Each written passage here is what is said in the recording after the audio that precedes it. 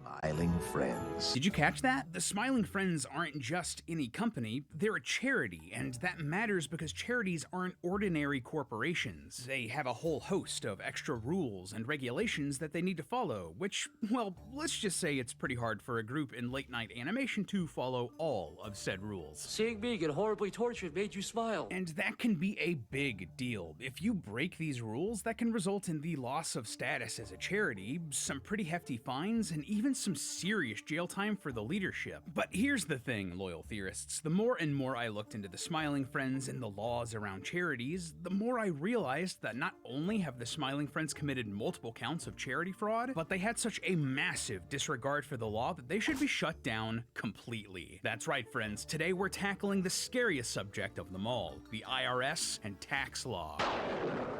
And let's just say the biggest surprises are still ahead of us.